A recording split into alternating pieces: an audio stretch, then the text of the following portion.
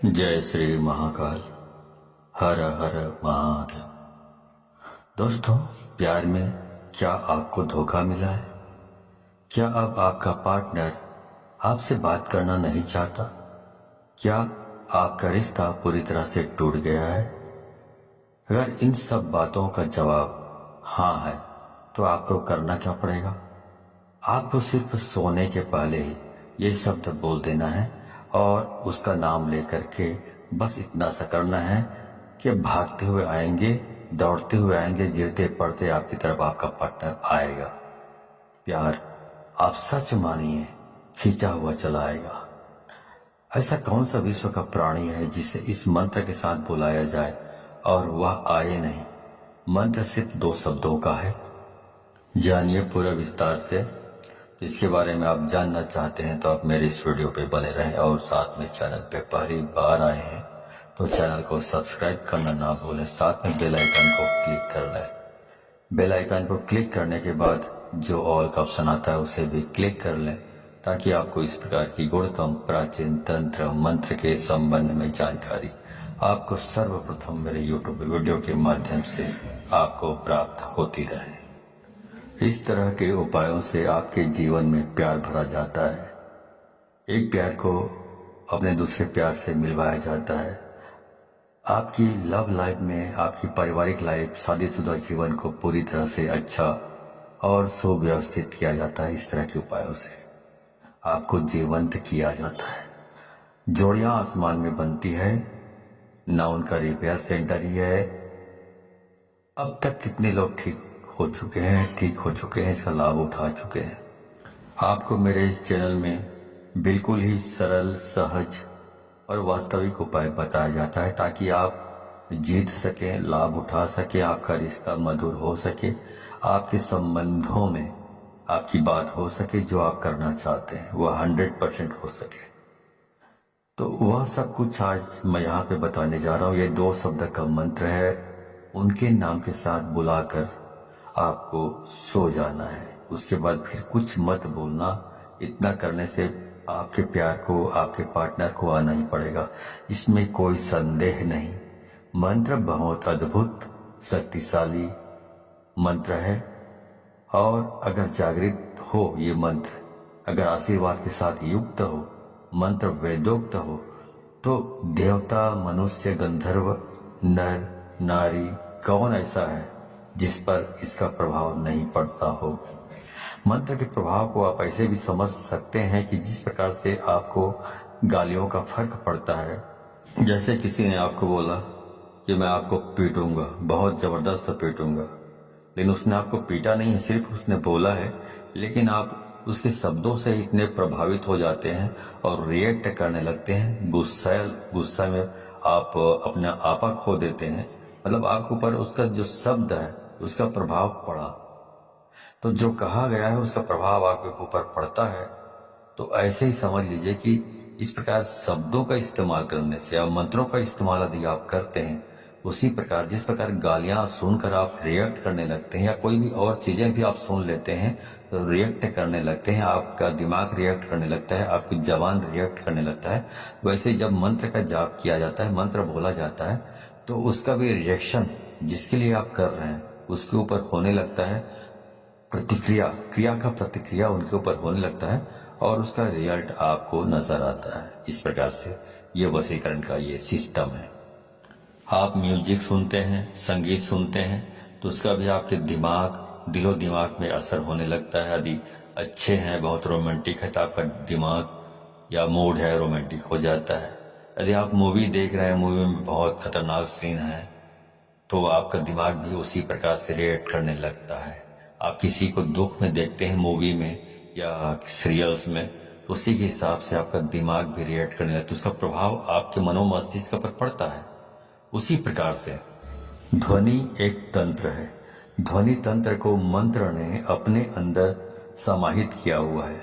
आपको जानकर बहुत आश्चर्य होगा, ध्यान योग में आप सबसे ज्यादा ध्वनि पर काम करते हैं, ध्वनि पर निर्भर रहते हैं।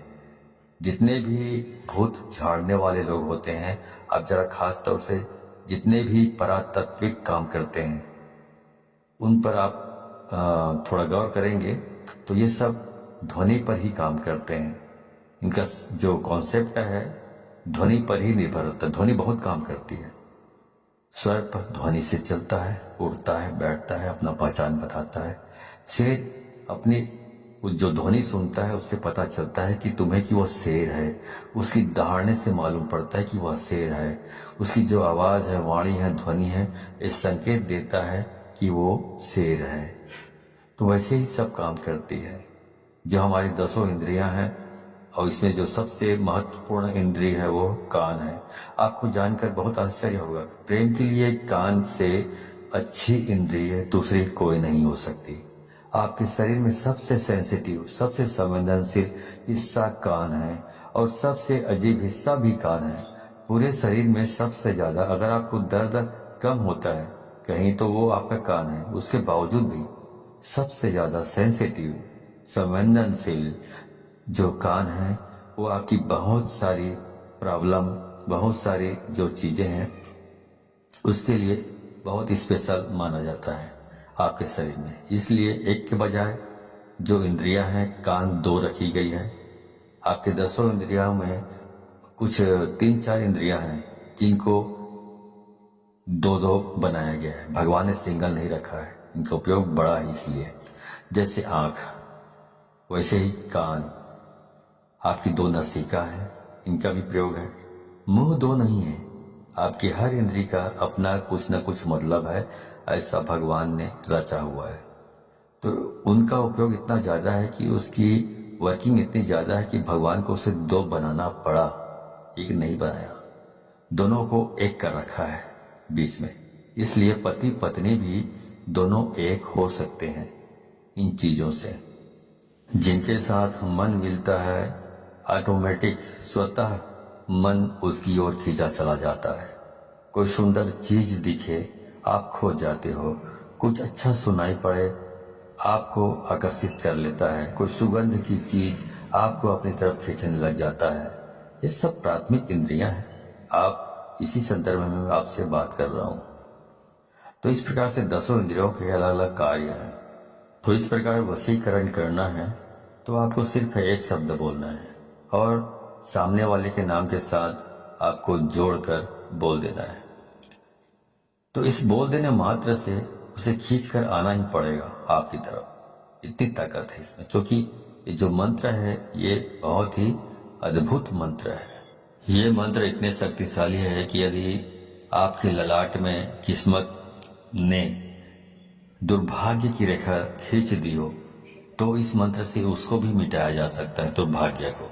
इतना पावरफुल ये मंत्र है। अब मैं सीधा आपको उपाय की ओर लेकर चल रहा हूँ।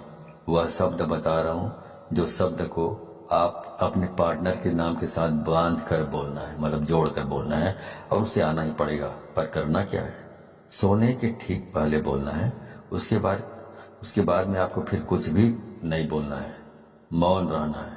मौन रहने की भी सबसे बड़ी शक्ति है। दुनिया में बहुत सारे संत ऐसे हुए हैं जो कभी तपस्या करते ही नहीं थे, सिर्फ कभी कभार उनका यही दिनचर्या थी कि उस दिन मौन रहते थे, कुछ नहीं बोलते थे। क्योंकि जब मौन रहता है इंसान तो अंदर से शक्तियां प्रकट होती हैं, अंदर से आवाज आती है, पर व्यक्त नहीं करते। उसके बाद कुछ मत बोलिएगा। ये ऐसा पावरफुल एनर्जेटिक शब्द है कि इसे सिद्ध कर लिया तो विश्व का कोई भी ऐसा काम नहीं जिसे किया नहीं जा सकता। आपके 9 के 9 ग्रह भी यदि खराब हो जाए तो शास्त्र कहता है जो इस प्रकार से आप यदि इस उपाय को करते हैं तो आप इसमें बेनिफिट ले सकते हैं 100%। आपका कुछ भी खराब हुआ तो भी हर हाल में आप इसमें जीत सकते हैं, सफलता प्राप्त कर सकते हैं। इसमें कोई संदेह नहीं, रंच मात्र भी संदेह नहीं। सीधा उपाय की बात कर रहा हूं, सीधा उपाय की। चलिए उपाय की ओर ले चल रहा हूं आपको। तो वो सब मैं आपको बता रहा हूं। आपको करना यह है कि जब आप सोने के लिए जाएं तो हाथ पैर तलवे और हाथ पैर के दोनों के ओर ऊपर नीचे दोनों साफ सुथरे और स्वच्छ कर लीजिए। तलवों पर मिट्टी धूल कुछ भी नहीं होना चाहिए, गंदापन नहीं होना चाहिए। अच्छी तरह साफ कर लीजिए। ऐसी कोई चीज नहीं होनी चाहिए गंदापन जैसा। जितना साफ सुथरा रखोगे हाथ पाँव को, उतना बहुत अच्छा होगा, उतना आप ज़्यादा अच्छे तरीके से इस काम को कर पाएंगे तो और जल्दी हो जाएगा ये काम। अब करना क्या है? अब करना यह है कि आपको अपने मुंह में एक कुल्ला पानी रखना है, मतलब एक कुल्ला पानी मतलब एक अंजुली पानी रखना है और वो शब्द बोलना है और बाहर जाकर थूक देना है और वापस आकर सो जाना है। बाकी कुछ नहीं करना है, सब काम अपने आप होगा, पर ध्यान रहे उसके बाद बिल्कुल नहीं बोलना है, चाहे जो भी हो जाए। इसलिए ये उपाय तभी करें जब इसके बाद कोई काम ना बचा हो। ध्यान से उसके बाद बोलने से यह नष्ट हो जाता है, तो इसका उपाय खत्म हो जाता है और कई महीनों तक फिर आप रिपीट नहीं कर पाएंगे यदि आपने बोल लिया बीच में तो ध्यान रहे इस बात का। और बिल्कुल एकांत में करें, जब सब काम हो गया हो तभी इसको करें, वरना इसको ना करें। अब आगे बताता हूं। मंत्र है राम मनोहर राम। फिर से सुन लीजिए, राम मनोहर राम। अब इसमें जो पहला वाला जो राम आपने बोला है, उसके बाद आपको अपने उस पार्टनर का, अपने प्रेमी या प्रेमिका, जो भी लड़की है, लड़का या महिला या पुरुष जो भी हो, उसका नाम लेना है। मान लो आप एक से प्रेम करते हैं, प्यार करते हैं, तो बोलना है राम एक्स मनोहर राम। तो पहला वाला राम के बाद आपने प्रेमिका या प्रेमी का नाम लेना है, उसके बाद बोलना है मनोहर राम। इस प्रकार से आपको इसका उच्चारण करना है।